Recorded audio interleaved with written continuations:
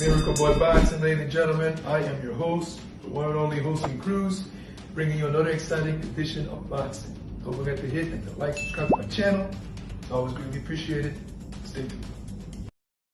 Miracle Boy Boxing, ladies and gentlemen. I am your host, hosting Cruz, and I'm here to talk about a very quick, nothing much to see night of boxing or morning of boxing, depending where you are in the United States or in America.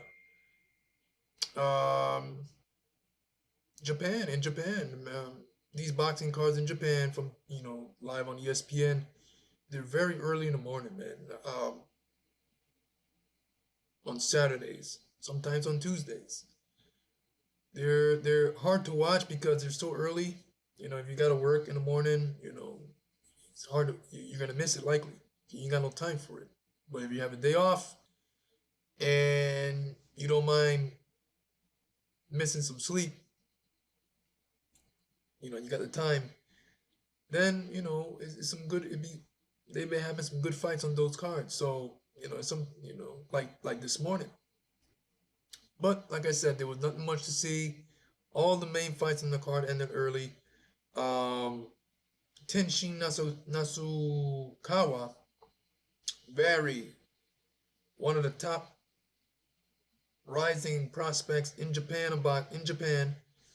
3-0 coming into this fight with 1 KO. Coming in, he's a prospect, 25 years old, former kickboxer. This guy, if you remember, this guy was the one that did that exhibition with Floyd a year ago or two. And Floyd played with him, man. Floyd did what he wanted, made it look easy, took advantage of the inexperience at the time. Tenshin, who was just a kickboxer. It was a pure boxing exhibition. No kicks involved. So Mayweather just, did what he wanted and had fun.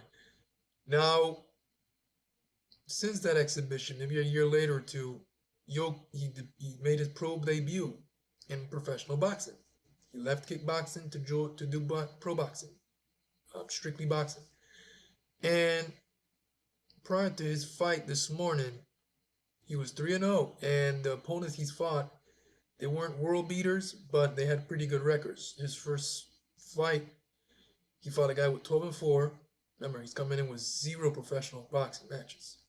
He fought a guy with 12-4, then he fought a guy with 10-2, and the next one 15-2. Winning records.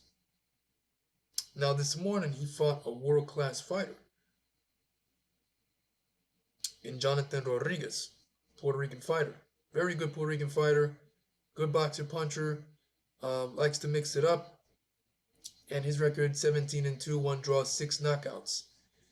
And Tenshin knocked him out in 3 rounds. Now that's shocking because Jonathan Rodriguez, he's a really good fighter. And on any given night, he can give anybody fits. I don't know if you guys remember, but he stepped in and fought Khalid Yafai and knocked him out in 1 round. That was an upset. And it's the way he knocked him out viciously. He took it right to Yafai really fast and just had his way and starched him.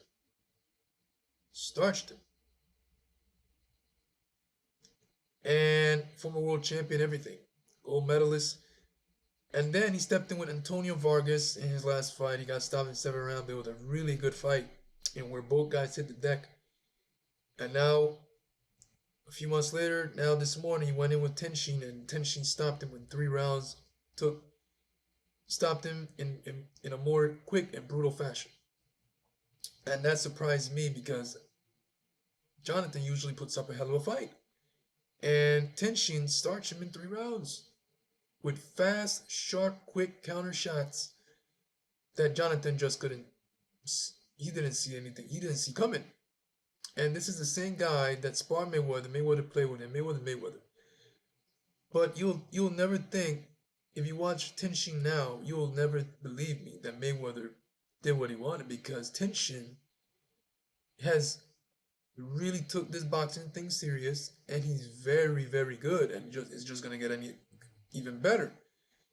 So Tenshin is a threat now in professional boxing. He just starched a world-class fighter in 3 rounds with speed, accuracy, precision. And you'll be like, wait, Mayweather, and a lot of you watched that exhibition. Mayweather made it look like a joke. And now you watch him, you'll be like, what the hell? Is this the same fighter Mayweather did an exhibition with a couple years ago? Yes, it is. And he's taken this boxing thing serious.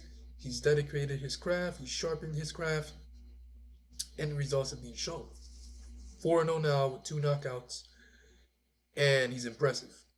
He is impressive. So that was the first fight on the main card. Kosai Tanaka fight fell off because his opponent came on a scale 6 pounds overweight. You know, that was supposed to be a championship fight, so that fight got canceled. How are you gonna fight someone and you're 6 pounds overweight? That's unprofessional and that's a no-no. And that sucks. You went all the way to Japan to not make weight and not fight and not get paid. That's horrible. Hope it's a learning lesson for him. Co-main event was this fight right here. It was a pretty good fight, lasted only 3 rounds. It was for the WBO 112-pound world title, pitting Riku Kano out of Japan,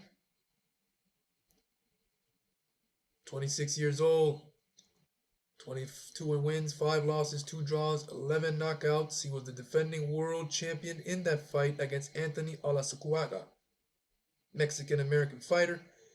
6 wins, 1 loss, 5 knockouts. Last time we saw Olascuaga was against Kenshiro Teraji. Last time he was in Japan. Matter of fact, Anthony came back against Jimel Magrabo in Japan, and he won that fight by stoppage in 7 rounds. Olascuaga, even though he's only had 6-7 fights, he is a live dog and dangerous. He's a really good fighter, good punching power, likes to mix it up, tough Mexican fighter. So he's been in Japan before, man, a couple times. So making that trip was no issue. And here he came back this morning and stopped Riku in 3 rounds to win the WBO, actually vacant World Flyweight Championship at 112 pounds. That fight, the winner of that fight is going to automatically fight Jonathan La Bomba Gonzalez. Because Jonathan La Bomba Gonzalez, he vacated his 108-pound title to move up to 112 and was officially and automatically named the ranked number one ranked fighter in that weight class after this fight. So the winner of this fight was automatically going to defend against Bomba. So Bomba will be fighting Olascuaga for the 112-pound WBO World Flyweight title in what should be a good solid fight. I'm going to get into that fight in my next video, so look out for that one. And then, that fight, but back to Kano and Olascuaga, both these guys were going tooth and nail. It was a pretty good scrap until Anthony clocked Kano with a left hook that he didn't see coming after Anthony threw a right cross. He missed it, and the left hook came after, and Kano got clocked and got dropped to the canvas. And that was it. Anthony is new world champion in Japan, knocking out Japan's Riku Kano in scintillating fashion. The main event, like I said earlier in the video, nothing much to see here in this card. All the fights ended early. The main event was worst. One of my favorite Japanese fighter, Hunto Nakatani, defeated Astrobalio from the Philippines with a first-round body shot knockout. Ain't much to see in this fight besides that body shot. Junto Nakatani faked the jab and drilled the straight left straight down the pipe and the solar plex straight in the stomach area. Those shots hurt. And Astrobalio didn't see it coming. He got a late reaction out of it, and he went straight to the canvas a little after, grimacing in pain. He got up, went back down, and the referee waved it off. Quick work. Junto Nakatani can easily come back within a couple months, man. He didn't take any punch in this fight. He did not get hit with not one punch. He landed his straight left to the body a little after the first round started, and that was it. Junto Nakatani was untouchable. He's my favorite Japanese fighter. He's one of the best Japanese fighters right now behind Inayo Inoue. A lot of people want to see that fight. I want to see it. A lot of people are talking about Junto Nakatani versus Roman Chocolatito Gonzalez. And that's a really good fight as well.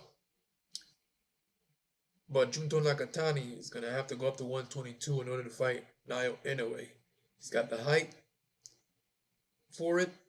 I'm sure he'll be strong. The power will go up with him. But let's see. Sky's the limit for Junto Nakatani, man. Junto Nakatani, he is, like I said, one of, if not one of the best, one of, if not the best Japanese fighter right now. Junto Nakatani, he is 28-0, 21 knockouts, 26 years old, 5'8". And he is no slouch, man. For world champion at 114 pounds, and then 115 pounds, and 112 pounds as well when he stopped Angel Tito La Costa. Brutal shot on Andrew Maloney with that big left hand, dropping him and knocking him out in the 12th round and knockout of the year. Picked up the vacant 115-pound world title.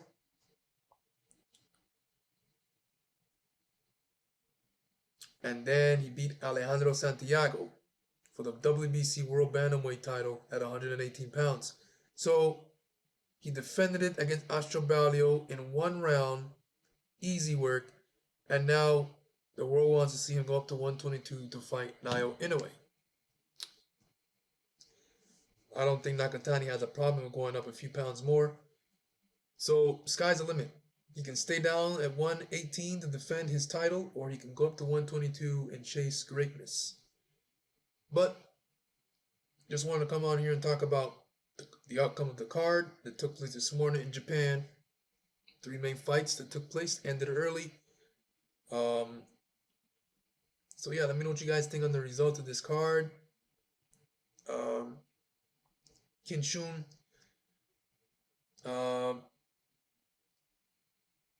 Tenshin stopping Jonathan Rodriguez in tremendous fashion. It was surprised me. I thought Jonathan Rodriguez would have put up a better fight. And Rico Kano getting knocked out by Anthony Olascuaga. Anthony becoming world champion, new world champion for the first time in his career. Congratulations. And then Junto Nakatani, easy work with a left hand straight down the pipe to the body of Vincent Astrobalio, and down he goes, and still world champion in a fight where he did not get hit with not one punch. Miracle Boy Boxing, ladies and gentlemen, I am your host, Jose Cruz. Don't forget to like and subscribe to my channel, guys. It is always a pleasure to sit down right here and talk to you guys about boxing. And I'll see you guys in my next video. Peace.